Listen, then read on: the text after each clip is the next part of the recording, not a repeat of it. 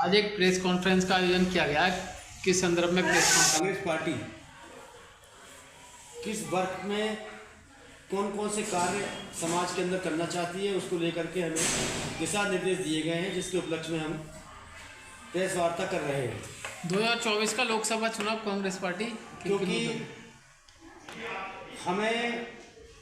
निर्देश हुआ है जी उत्तर प्रदेश के अंदर 21% 20% ऐसी समाज रहता है और इतना ही लगभग 20 से 21% मुस्लिम समाज रहता है। पिछली बार जो लोकसभा का चुनाव हुआ उसमें भाजपा और गठबंधन दोनों चुनाव लड़े, मगर जब दोनों चुनाव लड़े तो उसमें कोई ज़्यादा लंबा अंतर नहीं रहा। वोट परसेंट में अगर कांग्रेस पार्टी पिछले चुनाव में अगर गठबंधन में होती तो मैं जानता हूं कि उत्तर प्रदेश में जो सीट गठबंधन महागठबंधन की आई थी उससे कहीं ज़्यादा सीटें होती। अब के बाद 2024 में अगर एससी समाज प्लस मुस्लिम समाज दोनों मिलाकर के 41 से 42% बनता है। अगर ये दोनों समाज मुत्तहिद होकर के इकट्ठा होकर के कांग्रेस पार्टी की तरफ रुझान बना चुके हैं और ये रुझान अगर बरकरार रहा,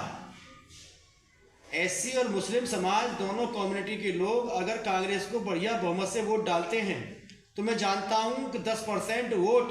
जो श्रवण जाति का, ब्राह्मण समाज का, अदर समाज का, क्योंकि कांग्रेस पार्टी एक ऐसी पार्टी है न वो धर्म की, न जाति की, न मजहब की, न अगड़े की, न पिछड़े की बात नहीं करती, बल्कि सारे समाजों की बात करती है, सारे धर्मों की बात करती है। उसका हर जाति, हर बिरादरी, हर धर्म के मानने वाले लोगों में उनका वोट है। तो कांग्रेस पार्टी का 10% वोट ऑलरेडी हर समाज का वोट जिसके दिल में कांग्रेस बसी है वो वोट मिलता है। तो मैं जानता हूं कि अगर ऐसी समाज के लोग, क्योंकि उन्हें अब कांग्रेस की तरफ वोट करना है, जो हम गांव-गांव जा रहे हैं, घर घर जा रहे हैं और देख रहे हैं, क्योंकि आने वाले वक्त में अगर भाजपा दोबारा से सरकार बनाती है तो हिंदुस्तान के अंदर 2024 के अंदर वो काम करेंगे जो कभी किसी सरकार ने नहीं किया, क्योंकि वो संविधान के अंदर बदलाव करना चाहते हैं और वोट जो हमारा आरक्षण है, जो वोट देने की हमारी मतलब मूल अधिकार है, भाजपा उसे छीनना चाहती है, संविधान में बदलाव करना चाहती है। अगर संविधान में बदलाव को रोकना है तो एससी, मुस्लिम्स,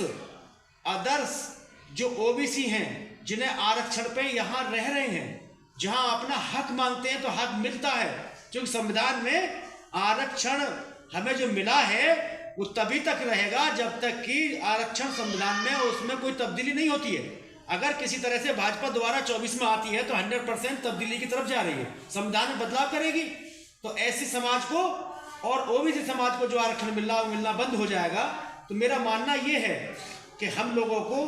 अब गांव-गांव, घर-घर जाकर के इनकी पॉलिसी, भाजपा की गलत नीतियों को समझाना पड़ेगा, समझाएंगे और समझाते चले आ रहे हैं। तो इसलिए हमने प्रेस कॉन्फ्रेंस रखी है जिससे कि हम अपनी बात